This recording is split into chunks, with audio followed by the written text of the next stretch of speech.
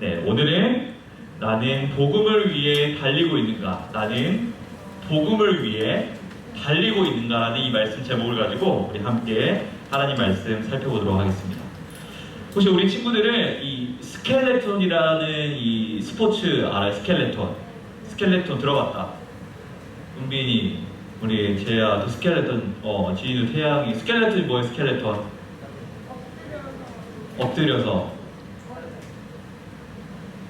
엎드려서밖에 못하는 모르겠어요. 엎드려서 예, 뭐 아는 친구도 있고 모르는 친구도 있는 것 같은데, 이 스켈레톤은 이제 앞으로 누워서 시속 400km, 여러분 시속 400km가 얼마나 빠른 거냐면 KTX보다 더 빨라요.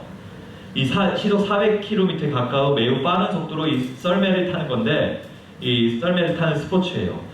근데 이 스켈레톤은 보통 이 체격이 좋은 보통 서양인들이 보통 우승을 차지했던 이런 스포츠였어요.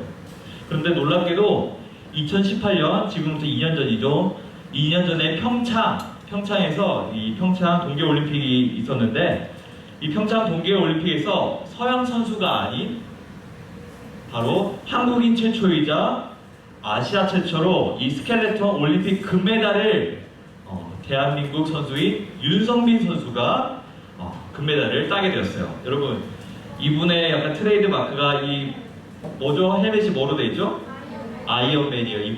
이 선수의 트레이드 마크가 아이언맨인데, 엄청난 속도로 날아간다는 것을 표현해주기 위해 이 헬멧을 썼다고 하더라고요. 이 윤성빈 선수는 아시아 사람은 절대로 이 스켈레톤에서 금메달을 딸 수 없다라는 이 편견을 깨기 위해서 목표를 가지고 힘들고 어려운 이 훈련의 시간을 이겨내고 이 2018년 평창 올림픽에서 금메달을 딸 수 있게 되었어요. 이처럼 운동선수들은 누구나 목표를 가지고 있어요. 좋은 성적을 내거나 아니면 경기에 나와서 우승하는 것이 바로 이 운동선수들이 가진 목표인데, 이 운동선수들은 이 목표를 이루기 위해서 매일같이 정말 힘든 훈련 속에서 땀 흘리며 이렇게 하루하루를 보내고 있어요. 오늘 우리가 읽었던 이 고린도전서 말씀에서 이 사도 바울은 이 고린도 교회에 편지를 하는 것이 이 고린도전서인데, 이 고린도 교회에 편지를 하던 그 당시에 이 올림픽 경기에 버금가는 이 이스트미안이라고 불리는 경기가, 올림픽은 보통 4년마다 열리죠. 이 이스트미안은 2년마다 열리는 경기였어요. 운동선수들이 이 경기에 참여하기 위해서 매일같이 힘든 훈련을 하고 또 고강대 훈련을 거쳤는데, 오늘 사도 바울은 우리에게 이 복음을 가진 사람의 모습, 우리와 같은 이 복음을 가진 사람의 모습이 바로 이런 운동선수의 모습과 같다라고 우리에게 말씀해 주고 있어요. 사도 바울이 도대체 어떤 의미에서 복음을 가진 우리의 모습이 이런 운동선수의 모습과 같다라고 하였는지, 오늘 우리가 읽었던 이 고린도전서 말씀을 통해서 우리가 함께 살펴보도록 하겠습니다. 첫 번째, 우리는 복음을 위해서 우리가 할 수 있는 것을 할 수 있는 부분에 있어 최선을 다해야 돼요. 운동선수들은 이 한 번의 경기를 위해서 매일매일 같이 이렇게 훈련을 거치면서 오랫동안 준비를 해요. 특별히 올해는 이 코로나 때문에 열리지 못했지만 이 4년마다 돌아오는 올림픽이라든지 아니면 월드컵이라든지 이런 큰 국제 경기를 위해서 선수들은 매일같이 훈련을 하고 있어요. 4년이라는 이 시간이 짧으면 짧고 어떻게 보면 길면 굉장히 긴 시간인데, 이 시간이 길다고 해서 뭐 중간에 훈련을 하지 않고 매일같이 이렇게 뒹굴뒹굴하게만 한다면, 여러분 목표를 이루기커녕 여러분 배가 나올까 안 나올까요? 배가 나오겠죠? 4년이라는 시간 동안 비록 길더라도 포기하지 않고 하루하루 최선을 다해 훈련을 해야만 이 경기에서 우리가 좋은 결과를 얻을 수가 있어요. 복음을 가진 우리 역시도 역시 마찬가지예요. 우리가 누군가에게 복음을 전하기 위해서 평소에 내 안에 복음을 가지고 있는 이 훈련을 하지 않는다고 한다면, 예를 들어서 우리가 말씀을 읽지 않고 기도하지 않고 예수님에 대해서 잘 알지 못하는 상태에서 우리가 누군가에게 복음을 전한다고 한다면 이것만큼 힘든 일이 없을 거예요.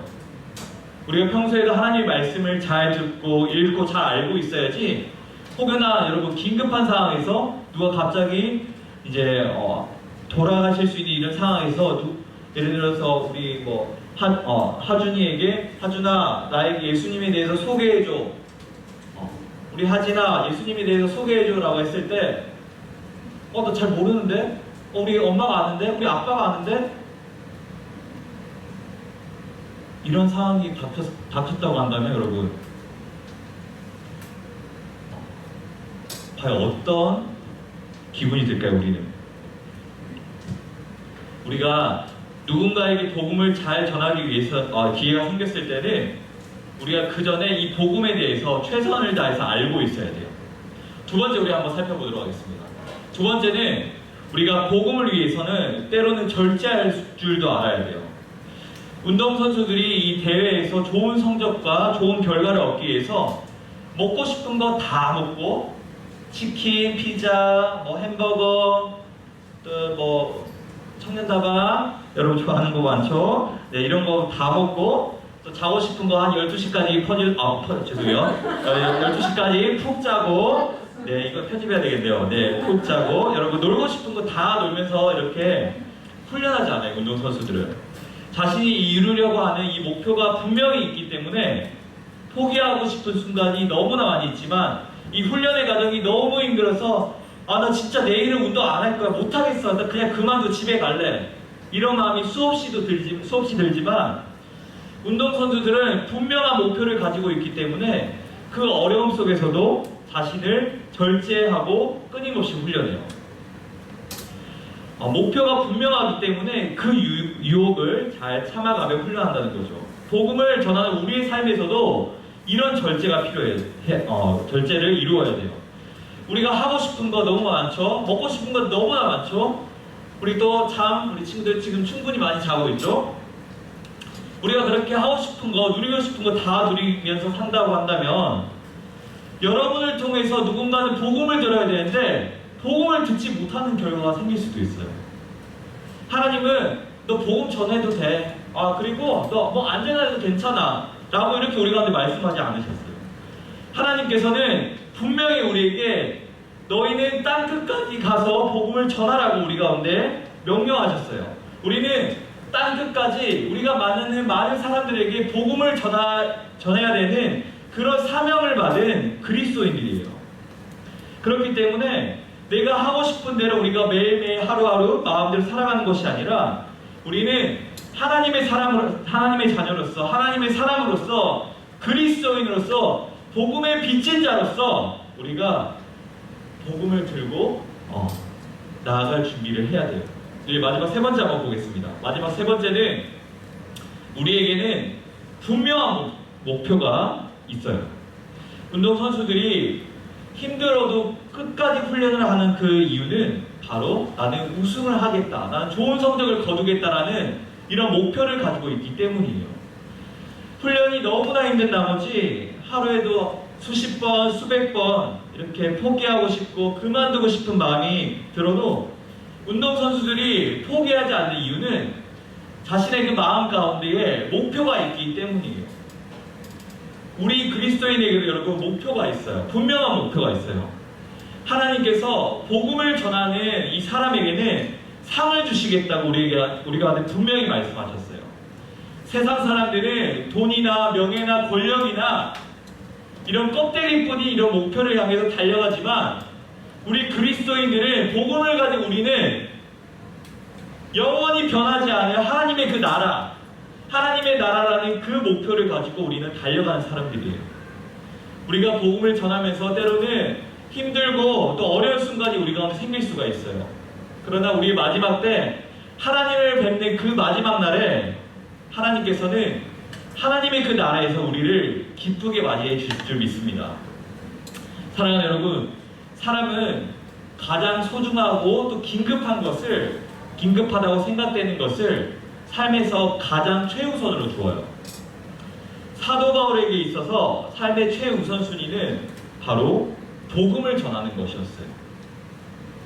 사도 바울이 어떤 돈을 많이 버는 것, 명예를 얻는 것, 권력을 얻는 것이 이 사도 바울의 삶에서 최우선이 아니라 바로 그리스도인으로서 예수님의 제자로서 복음을 전하는 것이 바울에게 있어서 최우선순위였어요. 바울에게 있어서는 이 복음보다는 더 소중한 것이 없었고 복음을 전하는 것보다 더 긴급한 일은 없었어요. 복음은 바울에게 새로운 삶을 선물로 주었고 바울은 그 선물을 그 누구보다 가장 기쁘게 받았어요. 여러분, 복음은 예수님께서 죽으시고 다시 살아나셔서 우리에게 참 생명을 주신 바로 기쁜 소식이에요. 우리가 여러분 좋은 것을 가지고 있을 때, 여러분이 정말 자랑하고 내가 좋은 걸 가지고 있을 때 우리 친구들에게, 내가 아는 사람에게 자랑하고 싶은 마음이 막 들잖아요.